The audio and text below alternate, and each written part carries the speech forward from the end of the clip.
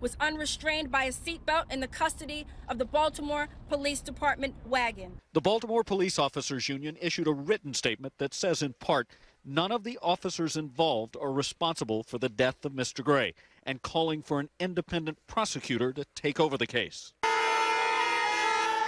As the case now moves forward, many who've spent the last 2 weeks demanding information and accountability say they're encouraged, but plan to keep the pressure on officials here. It's justice for us black people right now. It's a small step right now, but it's a step.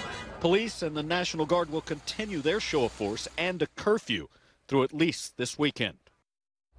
And organizers say the protests will continue as well. Thousands are expected to gather here this weekend. Jay Gray, NBC News, Baltimore. Wisconsin's largest police union is criticizing a mural hanging in Madison's downtown library. The mural, you see it there, depicts officers in riot gear pointing their guns at a small black child with a water gun. The Wisconsin Professional Police Association and the Madison Professional Police Association released a statement today saying the mural advances negative police stereotypes.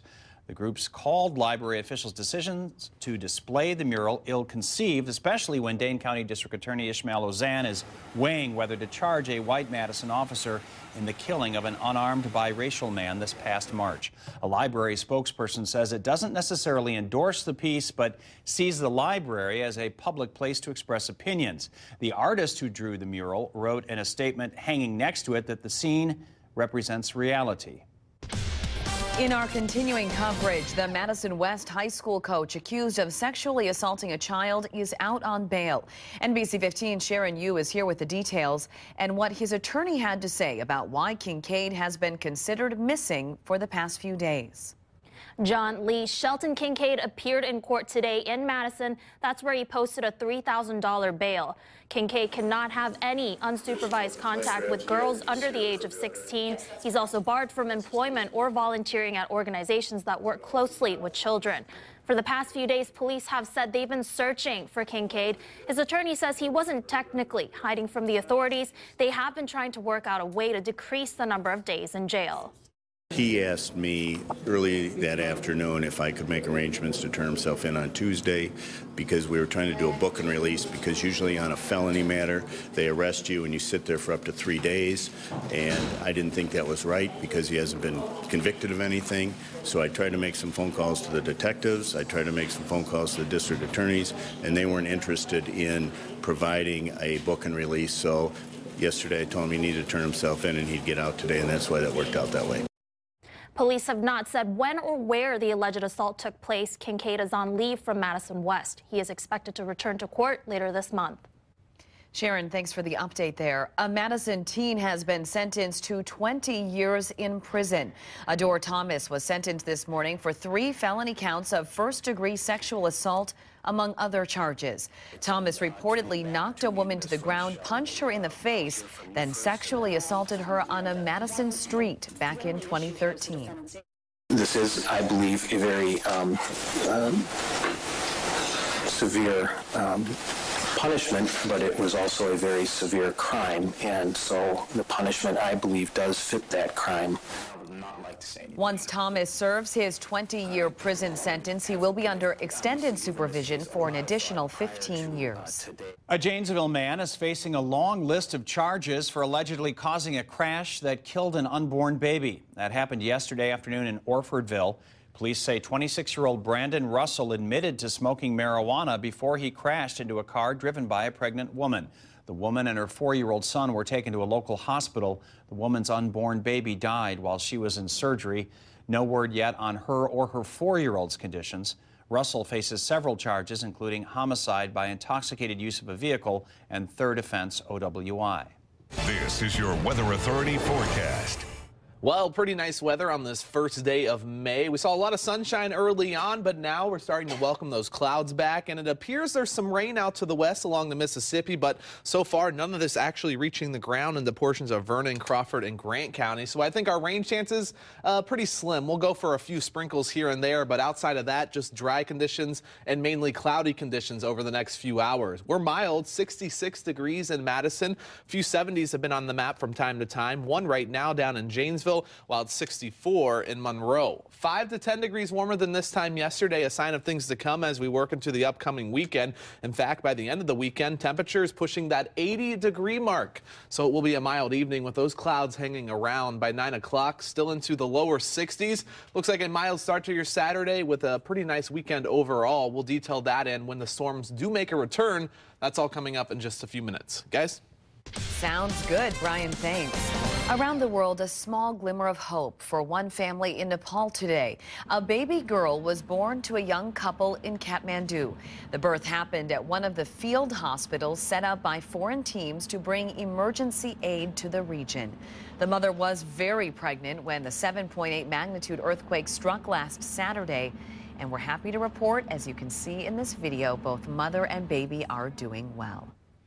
Around the nation, a former political advisor for Chris Christie has pleaded guilty in New Jersey's so-called Bridgegate scandal. David Wildstein admitted to taking part in planned lane closures that would tie up the George Washington Bridge.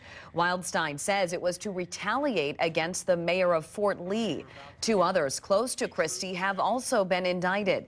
The case has hurt approval ratings for Governor Christie, who could run for president next year. He reiterated on Twitter today that he had no part in the bridge scandal.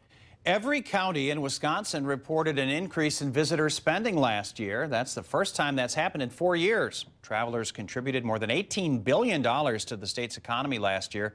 That's up 5.5% from the year before. The department says the growth is due to improvements in the overall economy and lower gas prices. Well, the ferry connecting Wisconsin and Michigan is off and running for its 12th season. The Lake Express crosses Lake Michigan between Milwaukee and Muskegon, Michigan. The trip takes about 2.5 hours. The Lake Express makes 2 trips a day for now. It'll add a 3rd in the summer. It is time for this week's Road Trippin' with Amy segment. Turns out you don't need to go all the way to Louisville to be part of the Kentucky Derby. Amy is in Platteville with a preview of Derby Day, the first day of the city's Kick Start to Tourism event.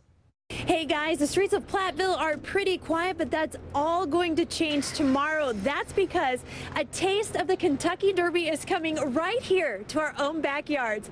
Here to help set the scene for tomorrow's festivities is Nick Peace, who is the owner of Nick's.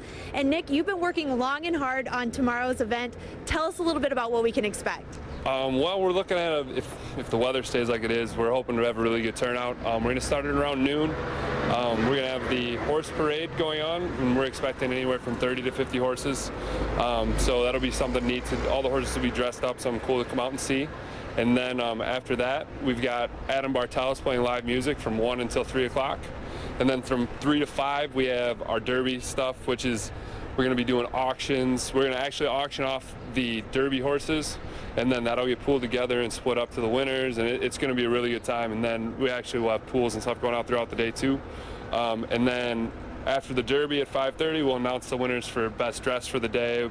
We'll have mint juleps all day for that kind of stuff. And then we're going to start with Michael Alexander and Big Whiskey at 6.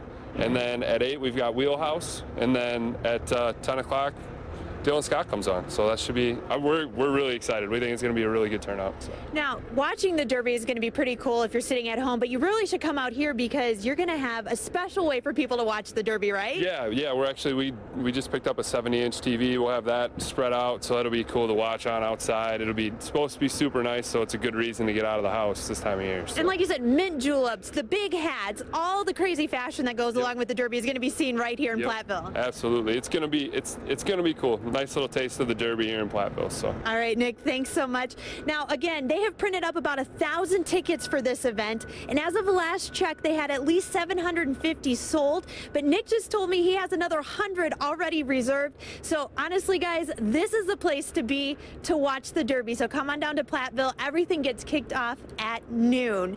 In Platteville with our Road Trippin' series, Amy Fluxopt, NBC 15 News.